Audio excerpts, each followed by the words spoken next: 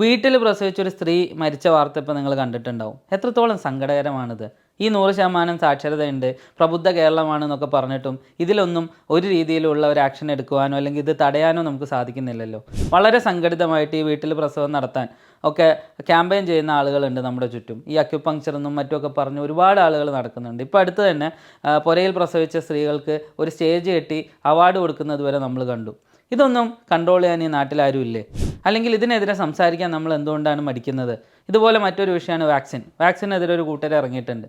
എത്രത്തോളം പ്രശ്നബാധിതമായിട്ടുള്ളൊരു സംഗതിയാണത്. നമ്മൾ ചുറ്റും നോക്കിയാൽ അറിയാം, ഒരു വാക്സിൻ എടുക്കാത്ത ഒരാൾ അയാളുടെ സ്വന്തം ആരോഗ്യം മാത്രമല്ല അപകടത്തിലാക്കുന്നത്, ആ ഒരു ചുറ്റുവട്ടത്തുള്ള എല്ലാവർക്കും ഈ അസുഖം പടരാനും അതുപോലെ തന്നെ തീരെ ഇമ്മ്യൂണിറ്റി ഇല്ലാത്ത വാക്സിൻ എടുക്കാൻ പറ്റാത്ത കുട്ടികളും മറ്റുമൊക്കെ നമ്മുടെ ചുറ്റുമുണ്ട്. അവരുടെ അടക്കം ജീവിതം അപകടത്തിലാക്കിയാണ്. ഈ വീട്ടിലെ പ്രസവത്തെക്കുറിച്ച് പറയുകയാണെങ്കിൽ ഇന്നും ലോകത്തിൻ്റെ പല ഭാഗത്തും ഈ ഹോസ്പിറ്റൽ സൗകര്യമൊന്നും ഇല്ലാത്ത സ്ഥലത്തൊക്കെ ഇത് വീട്ടിൽ സംഭവിക്കുന്നുണ്ട്. അതിനനുസരിച്ച് വലിയ മരണങ്ങളും നടക്കുന്നുണ്ട് എന്നുള്ള സത്യം നമ്മൾ മനസ്സിലാക്കണം. ഇപ്പോൾ പണ്ട് നമ്മുടെ നാട്ടിൽ വീട്ടിൽ പ്രസവിച്ചിരുന്നു എന്ന് പറഞ്ഞിട്ട് ഇന്നും അത് ചെയ്യണമെന്ന് പറയുന്നത് ശരിയല്ല. കാരണം അന്ന് അത്രയധികം മരണങ്ങൾ നമ്മുടെ നാട്ടിൽ സംഭവിച്ചിട്ടുണ്ട്. ഇന്നും ഇതുപോലെയുള്ള മരണങ്ങൾ നമ്മുടെ ചുറ്റും സംഭവിക്കുന്നുണ്ട്. ഇത് സംഭവിച്ചു കഴിഞ്ഞപ്പോൾ എന്താ ചെയ്തത്? ഈ കേസ് തന്നെ ഇപ്പോൾ നമ്മൾ കാണുന്നുണ്ട്. അത് മറച്ചു വെക്കാനാണ് അവർ ശ്രമിച്ചത്.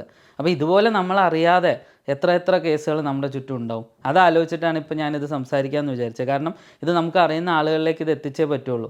നമ്മുടെ ചുറ്റും ഇത് സംഭവിക്കുന്നുണ്ട് എന്നുള്ളത് അത്രയും സീരിയസ് ആയിട്ട് എടുക്കേണ്ട ഒരു വിഷയമാണ്.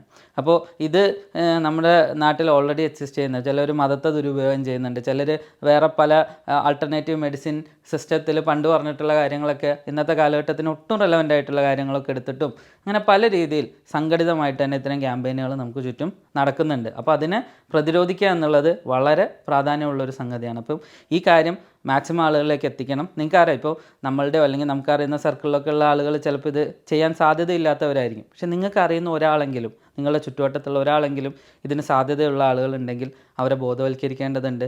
ഇനി ഇങ്ങനത്തെ ഒരു മരണം നമ്മുടെ നാട്ടിൽ നടക്കാതിരിക്കട്ടെ.